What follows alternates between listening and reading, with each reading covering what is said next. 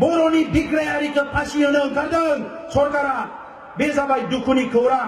आं नोंथांमोननो बुंनो नागिरनाया दा रायजोफोर जों जानजि खाफ्रानांगोन सिलाय लानाय समाव गोरोन्थि मावनाय समाव बमा बारुद होनाय समाव मानसि गावनाय मानसि लांखारनाय समाव बिथांमोना जोंखौ सोंखारिबाय आयेन जाबसिनानै होबाय दिनै सावरायनाया सोलिगासिनो दङ मोजां थासारि फैबाय बे मोजां थासारियाव जेरैबायदि आखलखौ भारत सरकार आसाम सरकारा बर'फोरजों दिन्थिनो नागिरदों बेवहाय खिन्थु बर'फ्रा खौसे जानांगोन रायजोफोर सम सफैबाय दिनै जों बिथांमोननियाव सोंलु सोंनांगोन सोरबा हारिनि बिग्रायारिखौ फासि होनो ओंखारदों थिगानो दङ नाथाय जोंनि हारिनि 5,000 मानसि बुथारग्राफ्रा बहा खारखो बिसोरखौबो फासि होनांगोन रावखौबो एक्सकिउज खालामनाय जानाय नङा आरो जि खालि फासि होगोन ओइ खालिनिफ्रायनो समायखिरा लानांगोन जेब्लासिम बर'फ्रा रायजो मोना जिरायनानै थानो मोना रायजोफोर जिरायनानै थानो मोना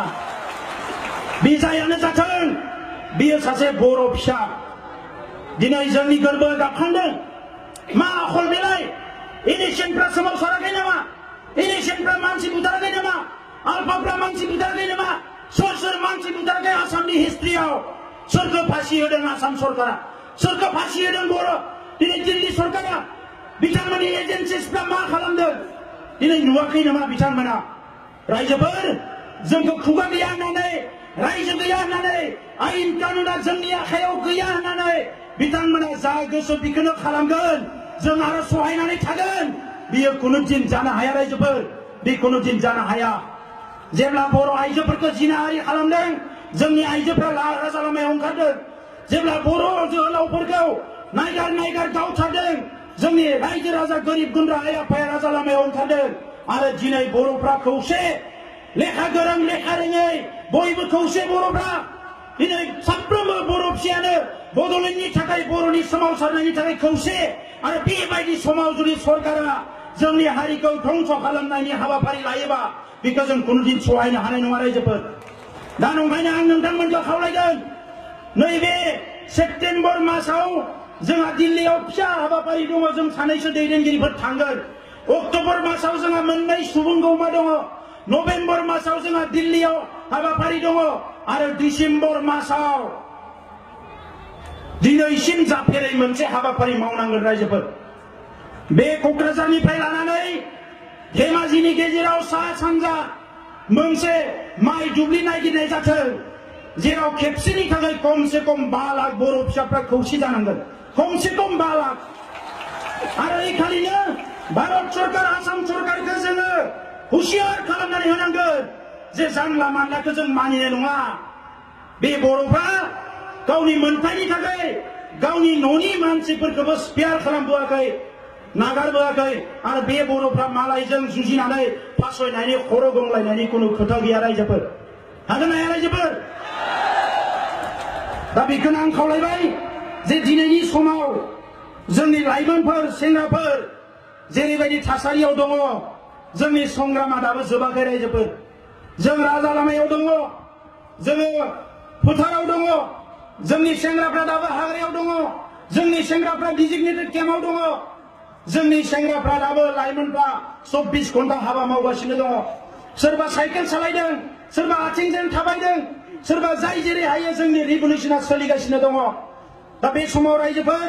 आं बेखौनो खावलायगोन जे दिनै बर'नि संग्रामखौ जोबनाय फारसे लांनो बर'नि उदांस्रिखौ जोङो मोनफुंनो थाखाय मोननै लामानि हाबाफारिखौ जों क्लियार खालामनांगोन मोनसेया जाबाय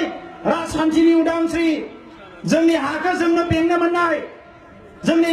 खाफालखौ जोंनो दानो हानाय जोंनि स्कुल कलेज इउनिभार्सिटि गासैखौबो जोंनो सोरजिना लानो हानाय बे मोनथायखौ मोननो हानाय उदांस्रि गुबुन मोनसेया जाबाय जोंनि हारिनि गेजेराव खोमसि फोथायनाय गावजों गाव सन्देह खालामलायनाय जौ जुवा थिर दायना दायनि बुथारनाय खोमसि फोथायनाय बायदिसिना थासारिनिफ्राय उदांस्रि मोननाय बे मोननै उदांस्रिखौ समान समान लानांगोन रायजोफोर जोबोद दुखुनांथाव बाथ्रा दिनै सेंग्रा सिख्लाफोरनि गेजेराव हाबा मावनायनि हारिमुवा लासै लासै जोबलांदों लेखा फरायनायनि थासारिया जोबलांदों दिनै बेसेबांबा गाज्रि थासारि जोङो क्वालिटियावबो गैया क्वान्टिटियावबो गैया जाबोदों रायजोफोर फारसेथिं जोंहा क्वालिटियाव गैया लेखा फरायनाया गुन गैयै जालांबाय जोंनिया गोदो गोदाय साफा सानै जि फरायदोंमोन गुन गोनांमोन लासै लासै लेखा फरायनायनि गुना जोबलांबाय लेखा फरायनो नागारनानै सेंग्राफ्रा मबाइल आरो बाइकआवल' बेस्थ' जाबाय जोबोद दुखुनांथाव बाथ्रा दा बिनिफ्राय जोङो उदां जानांगोन जोंनि बिमा बिफाफ्रा गावनि गथ'फोरखौ नोजोर होनांगोन बावैसो उदालगुरियाव इन्टेलेक्सुवेल मिटआव जोंहा सिनियरफ्रा बुंदों केटिएम बाइकखौ बेन खालामदों होननानै माबा केटिएम बाइक ओंखारदों दा बेफोरो गाज्रि थासारि रायजोबो मिनिनायनि खोथा नङा बियो हारिया बबे लामाजों थांदों जोङो सोमावसारबाय राव थुनलाइ हारिमु फोथांनायनि जोङो सोमावसारबाय राजखान्थि मोनथायखौ मोननायनि नाथाय जोंनि सोमावसारनायखौ रांखान्थि उदांस्रिनि सोमावसारनायखौ जोङो जागायनांगोन क'क्राझारनिफ्राय लानानै सानजा खर'सिम श्रीरामपुरनिफ्राय जेसेबां दखान पहार दङ मार्केट दङ खुनु मोनसे मार्केटफ्राव जोंनि हाथाय बाजाराव जोंनि मानसिफ्रा फाननायाव गैया बायनायावल' दङ रांखान्थिखौ जोंनि आखायाव लाबोनांगोन दा ओंखायनो जायफोर सेंग्राफ्रा साख्रि बाख्रि गैया हाबा मावनायखौ जोङो गोसो होनांगोन मालाया जोंखौ जाहोफैनाय नङा रायजोफोर दिनै थासारिया मोजां जाबाय समा मोजां जाबाय जोंनि इन्टेलेक्सुवेलफ्राबो खोथा बुंनांगोन मोनसे समाव बुजिस्लाबैयाव जोंनियाव खोथा बुंलायनो हानाय थासारि गैयामोन इन्टेलेक्सुवेल फोथारफोरा खोथा बुंबाबो बुथारलायनाय साजा होनाय जायोमोन केपिटेल पानिशमेन्ट होनाय जायोमोन दा बेबायदि थासारि गैला जों ओंखारबोनांगोन गुबुन फारसेथिं गावखौनो गेरेमसा आरो गेदेमा हारि महरै गायसननोब्ला गुबुन हारिफोरखौ अननो रोंनांगोन गुबुन हारिफोरखौ मान होनो रोंनांगोन बिसोरो जोंखौ जेसेबां मुगैथों जोंनि जेसेबां इनाय सानथों जोङो जोंनि आखलाव बिसोरखौ बे आखलखौ दिन्थिनाङा दिनै मालायफ्रा जोंखौ कनस्पिरेसि खालामो जोंनि सायाव फान्दायो जोंखौ बोरै धंस खालामनो आसामाव दिनैबो गोदान गोदान पलिसि मालाबा 4 लेंगुवेज फर्मुला मालायनि रावखौ जों फरायनांगौ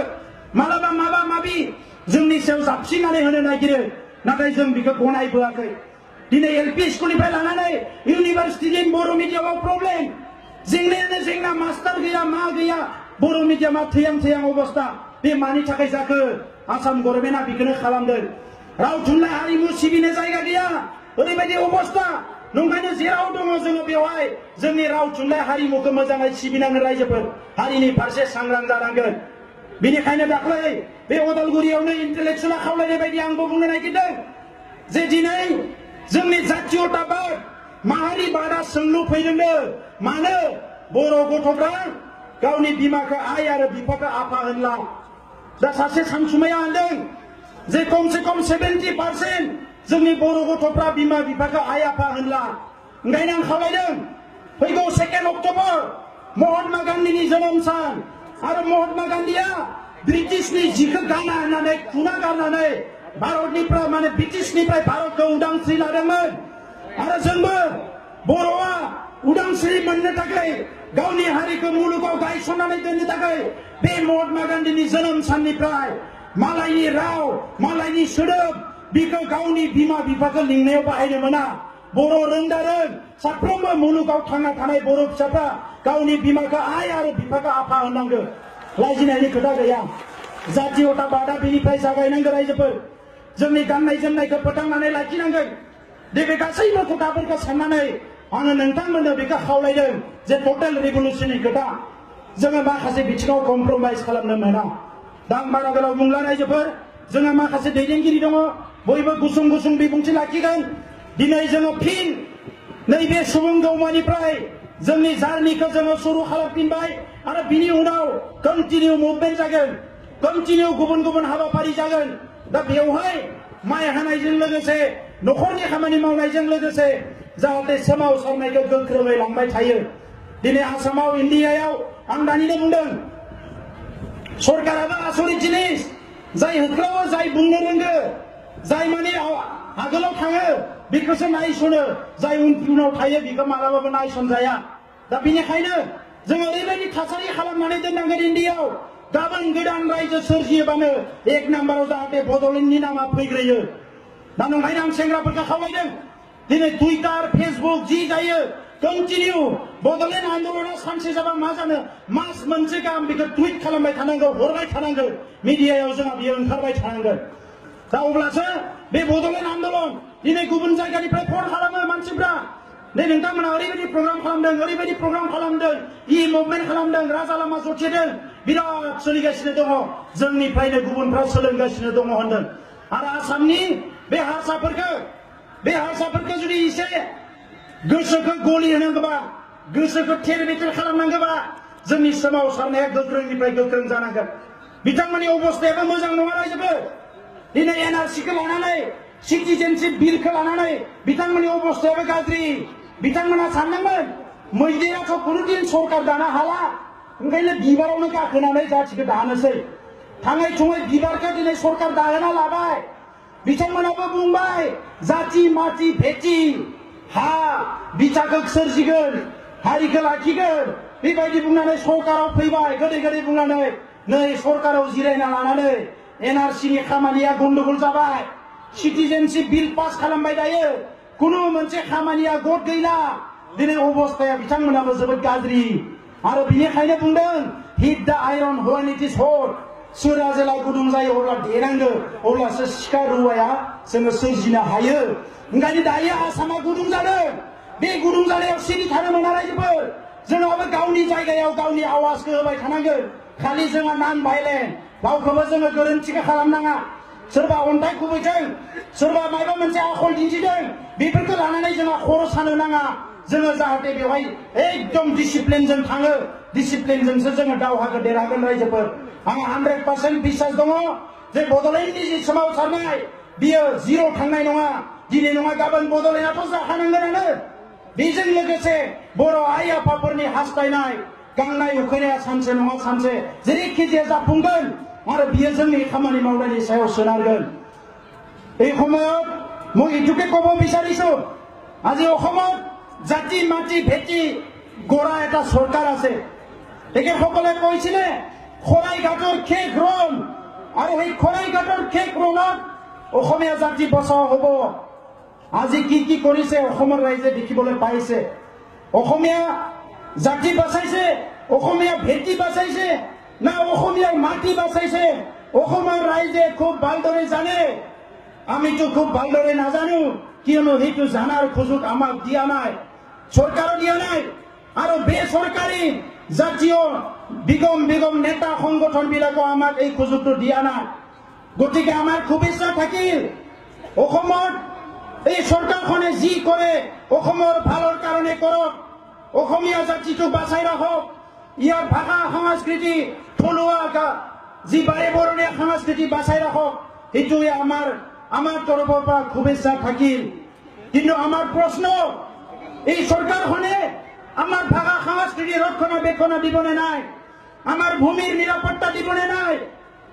বড়োসকলে আজিলৈকে এই সংগ্ৰামত নিজৰ ভূমিত নিজৰ মাটিত নিজৰ দেশত নিজৰ ৰাজ্যত নিজৰ পিতৃপুৰুষৰ যিটো সম্পত্তি ইয়াৰ অধিকাৰৰ সংগ্ৰাম কৰাত ৫,০০০ শ্বহীদ হ'ব লগা হ'ল আমি প্ৰশ্ন কৰিবলৈ ওলাইছো এই ৫,০০০ শ্বহীদ কিহৰ কাৰণে হ'ব লগা হ'ল এই ৫,০০০ক যিসকলে হত্যা কৰিলে এই হত্যাকাৰীবিলাক ক'ত আছে এই হত্যাকাৰীবিলাক শাস্তি দিবনে নাই আজি ভাৰতবৰ্ষৰ অসমত উত্তৰ পূৰ্বাঞ্চলত নতুন কিছুমান যোজনা চলাইছে আজি ফাঁচি দিয়ালৈকে গৈছে আমি দেখিবলৈ পাইছো সংগ্ৰামীসকলক ফাঁচি দিয়ালৈকে আজি গৈছে কিছুমান এজেন্সিৰ হাতত এৰি দিছে যিসকলে অধিকাৰ বিচাৰিছিলে সংবিধানিক অধিকাৰ কিছুমান এজেন্সিক ঠিকা দি দিছে আপোনালোকৰ দায়িত্ব নাই নেকি ইফালে কৈছে আমি সকলো ভাতৃত্ব মিলি থাকিব লাগিব একে জাতি একে ভাই মিলি থাকিব লাগিব আজি এই মিলি থাকাৰ কাৰণে যদি সকলো চিন্তাই কৰিছে কিয় কিছুমান এজেন্সিক এটা জাতিক ঠিকা দি দিছে আপোনালোকে আমাৰ প্ৰশ্ন আজি নৈলিক যিসকলে হত্যা কৰিলে কাৰোবাক ফাঁচি দিয়া হ'ল নেকি গহপুৰত যিসকলে হত্যা কৰিলে কাৰোবাক ফাঁচি দিয়া হ'ল নেকি আজি আলফা ইলেকশ্যনৰ সংগ্ৰামত যিসকলে হত্যা হৈ গ'ল এইসকলক ফাঁচি দিয়া হ'ল নেকি আজি চৰকাৰে কি নীতি অৱলম্বন কৰিছে আমাৰ প্ৰশ্ন জাগিছে এই বড়োসকলৰ সংগ্ৰামত ২৫,০০০তকৈ বেছি জেলত যাব লগা হ'ল কি কাৰণত জেলত যাব লগা হ'ল কিয় এই মানুহবিলাক জেলত নিয়া হ'ল এই প্ৰশ্ন আজি সুধিবলৈ ওলাইছো আমি অসম চৰকাৰক কিয় এই ভূমিত আমাৰ নিজৰ অধিকাৰ বিচাৰিব পৰা আমাৰ যি অধিকাৰ নাই নেকি? এই ভাৰতৰ সংবিধান আমাৰ কাৰণে নহয় নেকি? এই জাতি মাটি ভেটি ৰক্ষণাবেক্ষণা দিয়াৰ কাৰণে সংগ্ৰাম কৰাৰ অধিকাৰ আমাৰ নাই নেকি? যদি আছে, কিয় এই 40 বছৰৰ সংগ্ৰামত 5,000 মানুহ হত্যা কৰা হ'ল? তো এই কাৰণে আজি আমি চৰকাৰক ক'ব বিচাৰিছো যে বড়োসকলে চিৰ প্ৰতিজ্ঞাবদ্ধ, যেতিয়ালৈকে বদলে নহয় ইয়াত হত্যাই কৰক, জেলতে থওক বা ফাঁচিয়ে দিয়ক, যেতিয়ালৈকে বদলে নহয় এই সংগ্ৰাম চলি থাকিব। আৰু আজি আমি কৈছো যে আমি অহিংসা গণতান্ত্ৰিক পদ্ধতিৰে আমি সংগ্ৰাম কৰিম। আৰু এই সংগ্ৰামত কোনোবা যদি ষড়যন্ত্ৰ কৰে, এই সংগ্ৰামটো যদি কোনোবা মুখিমূল কৰিব ওলায়, এইটো বিটিচিৰ ভিতৰতে হওক বা বিটিচিৰ বাহিৰতে হওক, বড়োসকলে সদায় সজাগ। এনেকা শত্ৰু, এনেকা ষড়যন্ত্ৰ বড়োসকলক আগত প্ৰতিহত কৰিব পাৰে নাই, আজিও নোৱাৰে আৰু আইন আহি থকা দিনতো নোৱাৰে। সেইকাৰণে আমি চৰকাৰক আহ্বান কৰিছো, অতি শীঘ্ৰে যি আলোচনাৰ নামত আলোচনা কৰি আছে, এই আলোচনাৰ নামত আলোচনা নকৰি পেলাই আপোনালোকে পলিচি লওক, আপোনালোকে সিদ্ধান্ত লওক, এটা সিদ্ধান্তত উপনীত হওক, যি সিদ্ধান্তই অসমীয়া জাতিক বাচাই ৰাখে, বড়ো ট্ৰাইবেল আৰু খিলঞ্জীয়া মানুহক বাচাই ৰাখে, তেনেকুৱা এটা আজি আপোনালোকে নীতি লওক। সেইদিনা দেখিবলৈ পাইছো ভূমিৰ নিৰাপত্তা, ইফালে বাংলাদেশৰ আগ্ৰাসনত ভূমি শেষ হৈ গৈছে, আনফালেদি চৰকাৰী নীতিৰ নামত তিৱাসকলৰ যিটো ভূমি আছিলে, যিসকলৰ তিৱা ৰাজাসকল আছিলে, আজি যি অঞ্চল বেলেগ সেই